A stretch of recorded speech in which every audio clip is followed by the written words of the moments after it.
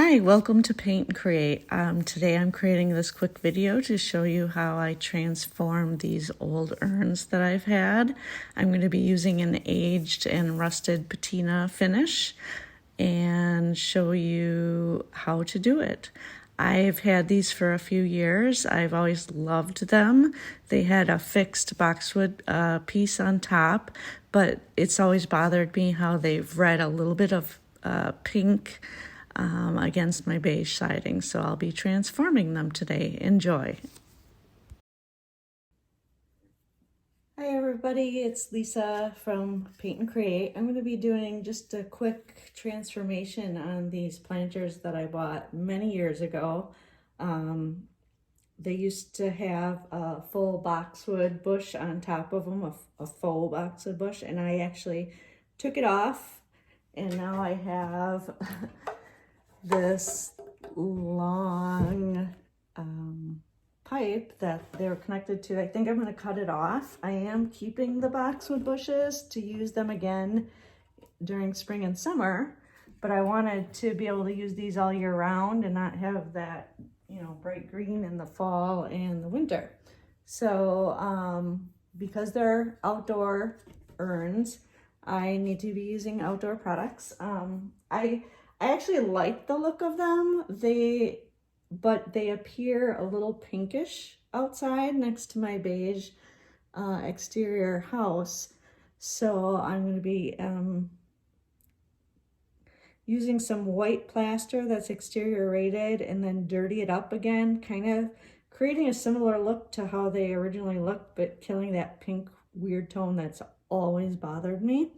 And then I'm going to be using a really cool product, and I'll introduce that later, to create kind of a rusty look. And I'll be putting rust in specific areas and kind of dripping down and more of an artistic look. And then I'm going to be doing some fall decorations on top. So to get started quickly, I'm going to be using one of my favorite. You've seen me use this before. It's from Textureline. It's called Texturestone. It's a white stony plaster that's rated for exterior use. I cleaned off these planters already, and I'm really not going to be using much of this. Just a quick brushing all over them. And I'll only show you one of them, but I'm going to be doing both of them.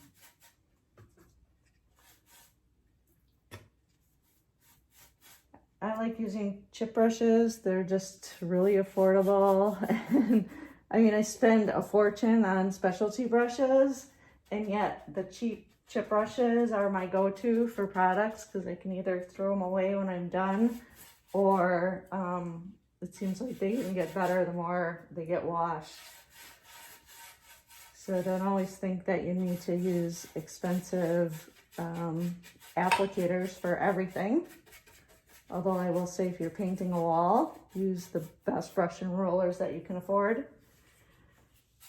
So I just want to be highlighting this, adding even more texture.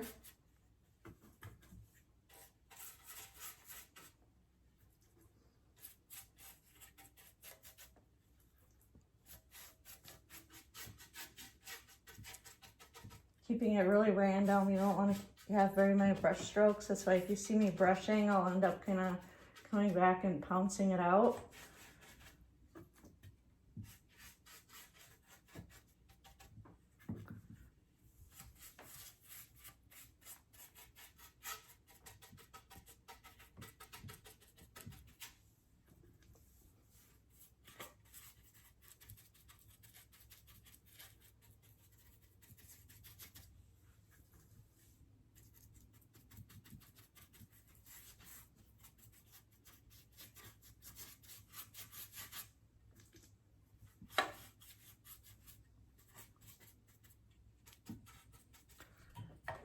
And hopefully you can see the lighting is not the best today. Our electricity is actually out because we had a heck of a storm last night. So I'm doing this by the windows. But there is a seam because this is, you know, a fake concrete planter. So this is the perfect time and the perfect product to kind of camouflage that seam. And if you saw my bird bath video, I did kind of the same thing with that because that was plastic and had a seam. So I can just go right over the seam and hide it. And if it was real concrete, I could be doing the same thing with this product.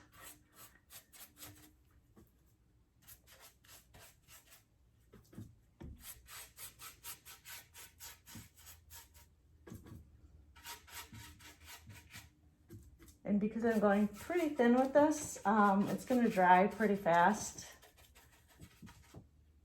If it was sunny out, I would just stick it outside to dry, but it's not. It's very humid and wet after the storm.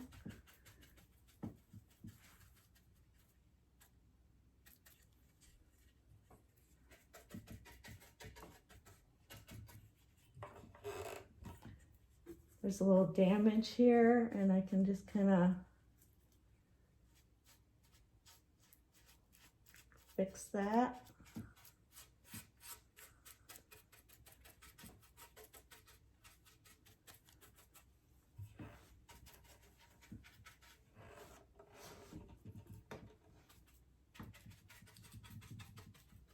And I'm not going for 100% coverage because I'm going to be using several other products. But I think that's a good start. So here's how much I put on. I think it already looks better. And here's the one that I haven't done yet. Okay, so I'm gonna go ahead and do the other one, and when it dries, I'll come back and show you the next step. So I'm not gonna keep this 12-inch rod anymore for the boxwood or faux boxwood because I'm gonna wanna be putting other things on. It's okay if I have a couple inches for whatever else I wanna mount. So I'm gonna be using a Black & Decker saw with a metal blade in it and just kind of going for it to cut this off.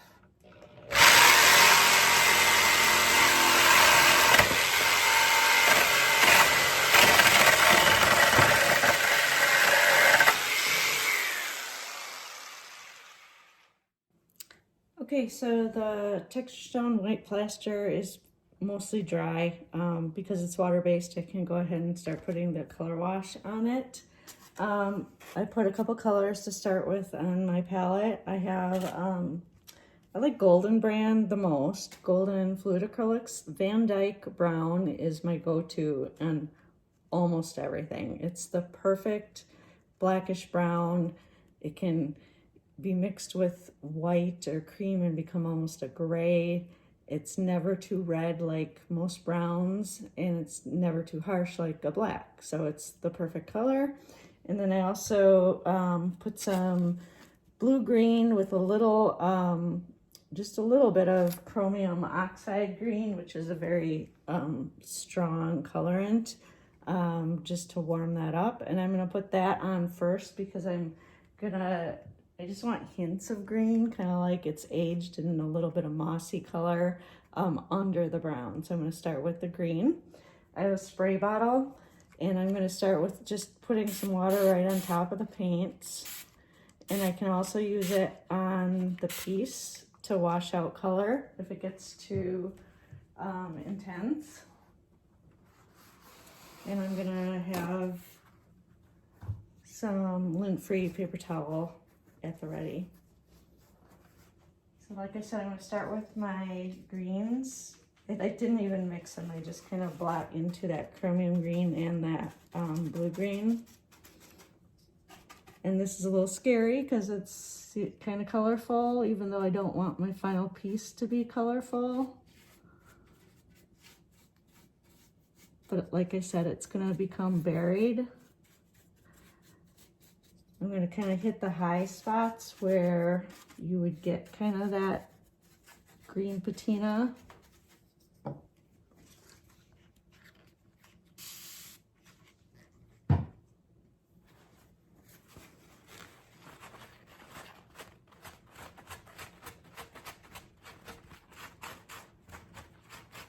And there are no mistakes. It's just however you want to create. And I'm always encouraging people to just go for it. I mean, if you're too scared to try, you'll never do it and you'll never create anything. So you just gotta kind of go for it.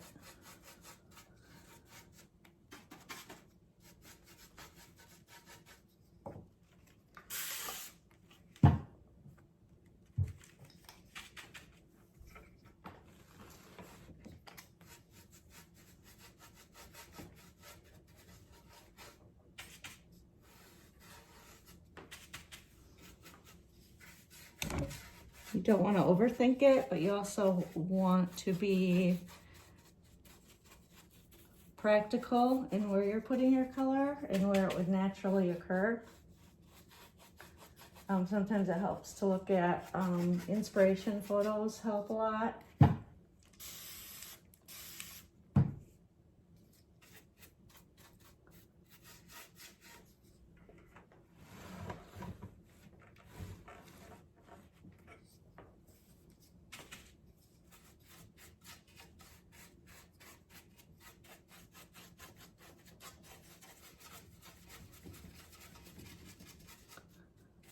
Like right here, I love that, you probably can't see it, but like drips are great.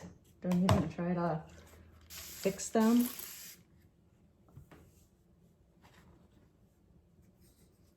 Okay, that's probably enough green. I'm gonna start dipping into my Van Dyke brown. If you get too much on your brush, just blot it off on your paper towel.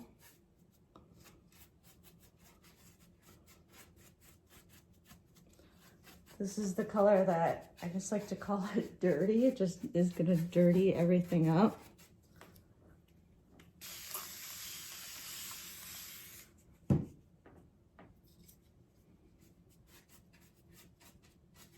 That spray bottle is the key. It just starts blending everything really naturally.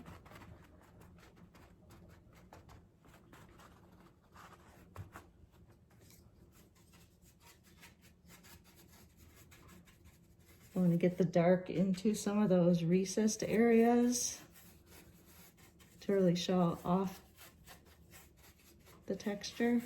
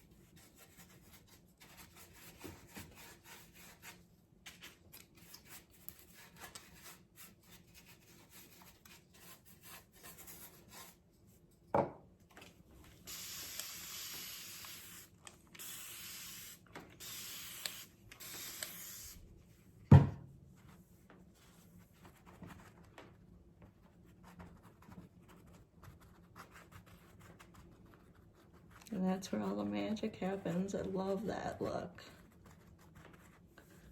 So natural and aged.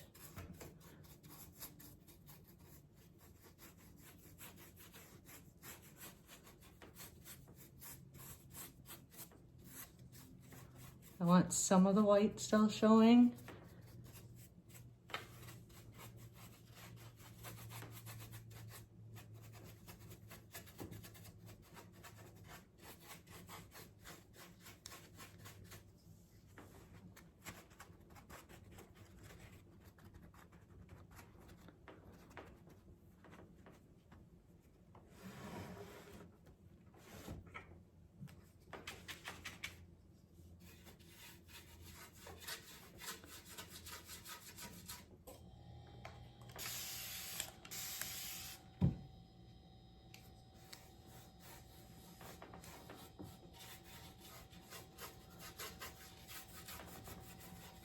In the end, you don't want brush strokes, but you gotta kind of work it in, and then you can either spray them out or blot them out.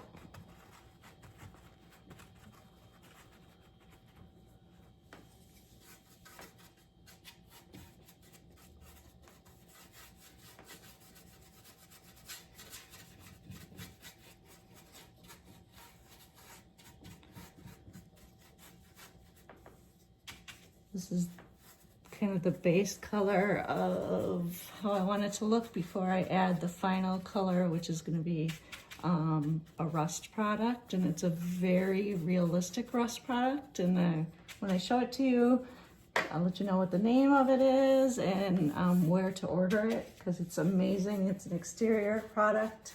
Some artists I know have done some fabulous outdoor projects with that rust product.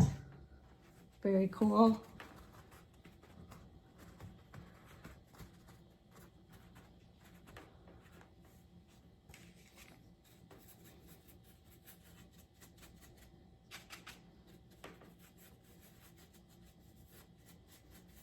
You can see I'm working over that green just to tone it down, cover it up a little, but still have a suggestion of that green underneath.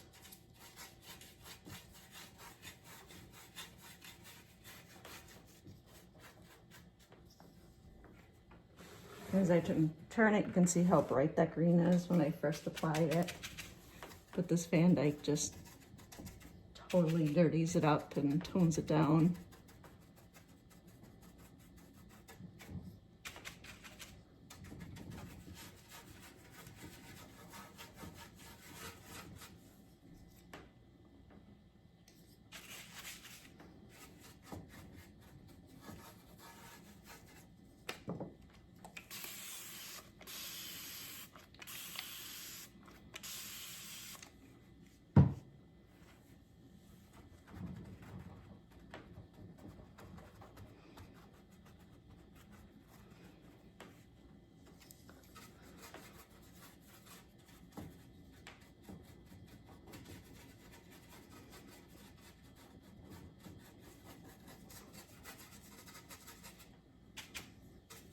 So about an hour ago when I started this, I think I mentioned our power went out from a big storm. It's back on now, so I have a little bit better lighting and some coffee in my body, which helps a lot because I don't function well without coffee.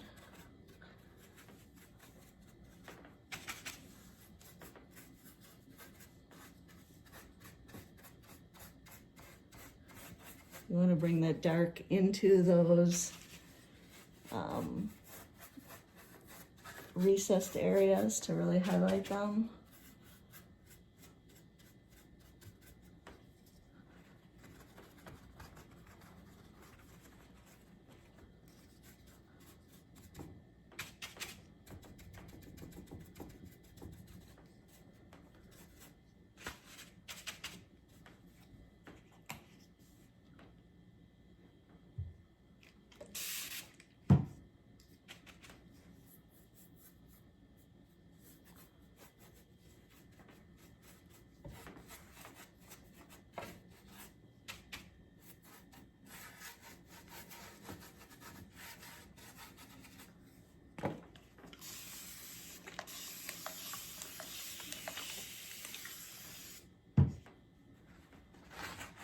And the way this Texturestone plaster that I put on first accepts the color in it is just almost effortless. It's amazing, I love it.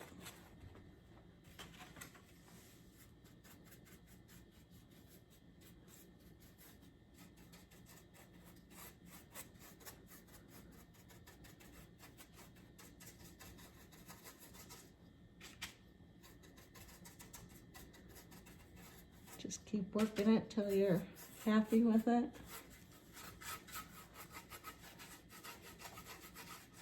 Which is sometimes hard to stop.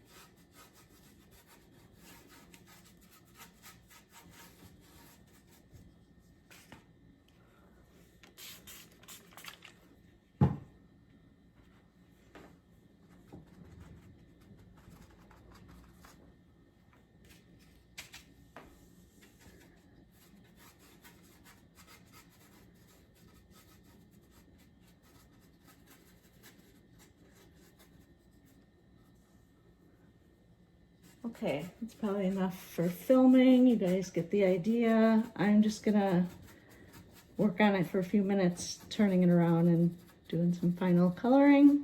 And then I'll do the other one, let it dry. Let me bring you in for a close-up here.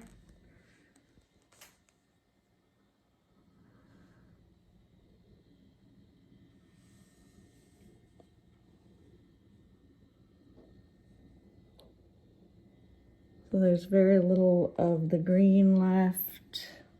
Just a very natural, weathered, aged look right now. Here's the white one before I started. And now the aged colored one.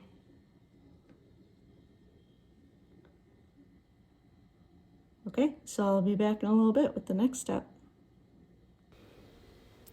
Here's just a panned video showing you some close-up areas. And I actually love how it looks already. We could definitely just leave it like this. I think it would be a beautiful planter for outside, look very aged and realistic. But I'm going to be changing it up a little bit and adding some rust.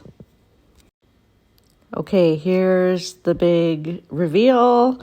This amazing product by Valpaint, which is called Corten. I'll be posting a link in my description of where to get it. The first picture I showed you is the untinted version, which looks a little weird. It's kind of a mauve hue. It can only be tinted certain colors, but different yellows, oranges, browns, reds, even blues, greens, mostly rust colors, but certainly other patina colors. I personally just use some burnt sienna, fluid acrylic, along with some yellow trans oxide. And I do like trans oxides because they are more exterior rated and have UV protection added to them. So the combination of the burnt sienna and the yellow trans oxide gave me the perfect rust color. Okay, so I started on the other side, and I'm going to show you how I do this process. I have my rust-colored corten just on a styrofoam palette, chip brush, and a little goes a long way. I believe it's the 2 liter, so I can mix the colors myself. Otherwise, you can buy pre-mixed colors if you don't care for mixing yourself. It's textured and it looks exactly like real rust. And there's different ways to apply it. You can brush it on, you can trowel it on a wall. I like to kind of start off by just stippling like what I'm doing. And you just kind of do what you feel looks right. And the more you start blending it in, the more you get the different variations of the rust color. And there's actually like little aggregate pieces in there that like real rust would have.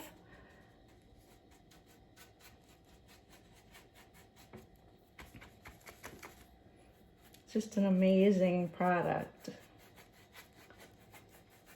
So you can brush it in and it starts getting a little lighter. You can spritz water.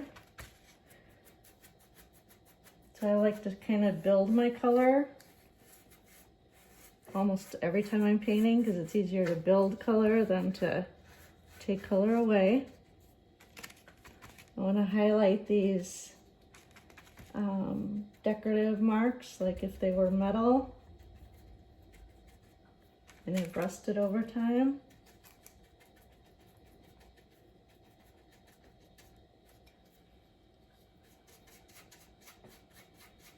You can just kind of dry brush just so there's a barely there color.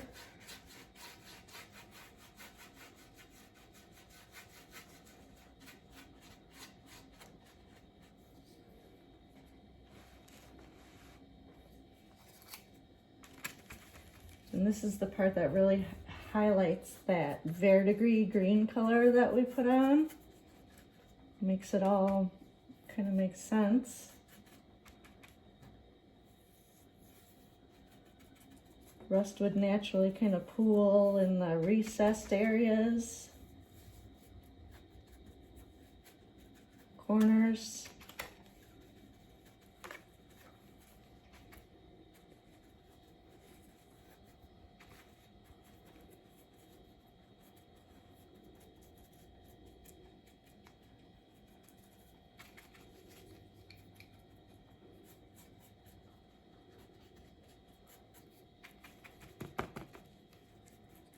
If you want a really drippy spot, you can put it on heavy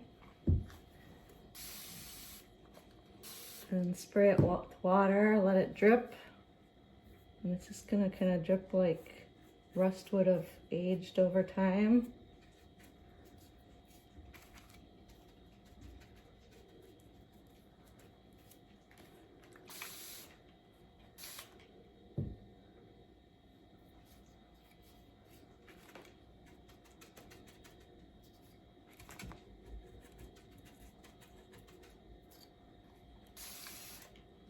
And you just keep working it. It's really fun to work with.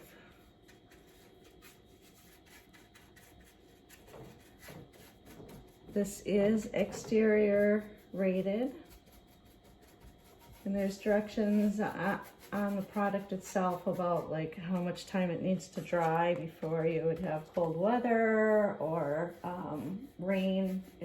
It's not that long, it's pretty much like a day. So like any outdoor work, you would want to make sure you are avoiding the rain.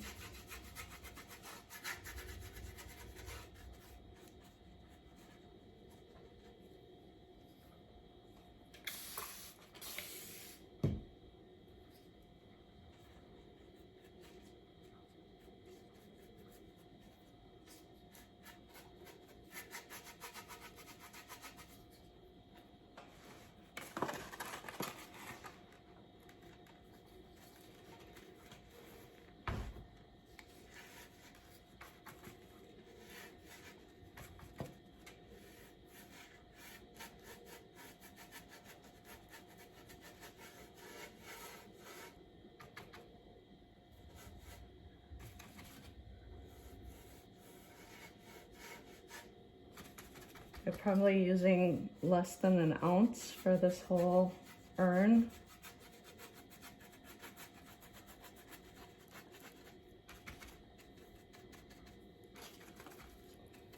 And I mean, you can't just use rust colored paint. You're not going to get the same effect. You get all the different tones and kind of that crusty aggregate that's in the product. There's really no other lines or product brands that I know that have anything quite like this. There's a few that have some similar. Most decorative painters are aware of Modern Masters, but that's a reactive rust where you actually have to paint a barrier coat. Then you have to actually use a paint that's actually has real metal in it. It's like a steel paint. Then you put basically like an acid wash on it that reacts chemically with the steel paint, and then you get what you get. So there's very little control over it. It does look realistic, and I've used it for projects. However, like I said, there's very little control. So this product is just amazing and fun to use because you have total control. Again, I'm going to put the links in the description so you guys know where to get it. But I'm loving this. I think it looks amazing. This is exactly what I had in my mind.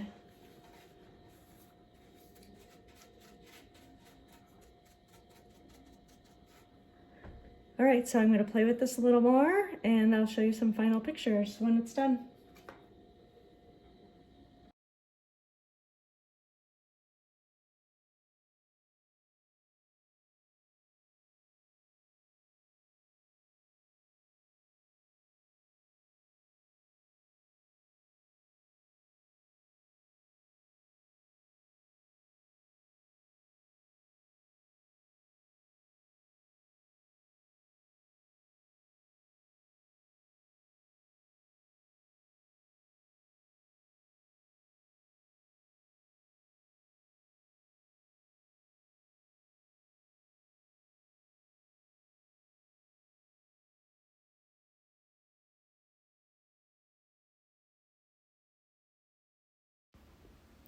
So here's my final product, and I am thrilled with the results. Here's a few pictures of how I decorated them for fall and put them on my front porch. I'll be doing some different decorations for Christmas and again for spring, and I think they're so versatile, and I just absolutely love how they look outside.